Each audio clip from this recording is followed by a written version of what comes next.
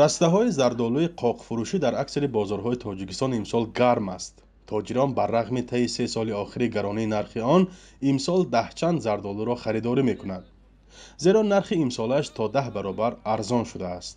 Амин 2 сомон сар карда то амин то 8 сомон 10 сомон 10 сомон зиёдаш не. Айё кам даве ослаш. Солҳои гузашта чӣ қадр буда меёмад? Аз солҳои гузашта қимат буд. Масалан чанд? 10 сом сар карда боло буд. дар минтақаи шимоли кишвар имсол 157186 тонна зардолу истеҳсол шудааст, ки назар ба соли гузашта қариб 3 баробар зиёд аст. кишоварзон дар вилояти Суғд 3 сол боз ҳосили хуби зардолу намегирифтанд, чун дар авҷи шукуфтан мухчаҳоро сармо мезад. аз ҷумла соли гузашта дар вақти гул кардани дарахтон ногаҳон барф борид. имсол ҳаво гарм омаду умед доштанд, ки бо ҳосили хуб зиёни чандсоларо ҷуброн мекунанд. аммо аз як тараф ҳосили зиёд нархро дар дохил поин овард ва аз сӯи дигар баста мондани марзи тоҷикистон ва қирғизистон бозорро суст кардааст. барои он ки бисёр вақт дар ҷануб шавад, дар шимол намешуд, ё дар шимол шавад, дар водии Зарафшон намешуд, ё дар Помир намешуд, вай балансировка нигоҳ медоштам че. асбе ки ҳозир дар тамоми тоистон маҳсулот шуд, нарх поин ба рафт. деҳқонон мегӯянд барои ҷамъоварии ҳосил заҳмати зиёд мекашанду харҷи бештар мекунанд, вале фоидаи камтар гирифтанд.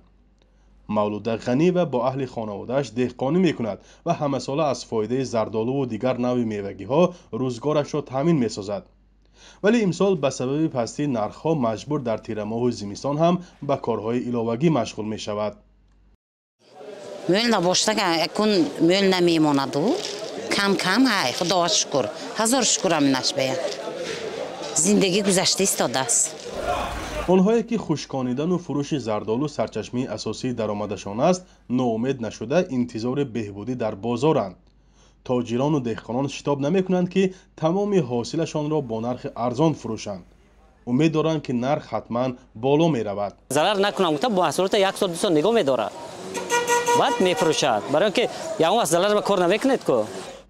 дар вилояти Суғд беш аз 50 000 гектар боғи зардолу ҳаст. ин заминҳо дар минтақаҳои Исфара, Конибодом, Ашт, Бобоҷон, Ғафуров ва Масҷоҳ ҷойгиранд. мувофиқи маълумоти пажӯҳишгоҳи боғу токпарварӣ дар Тоҷикистон, зиёда аз 100 навъи зардолу парвариш карда мешавад.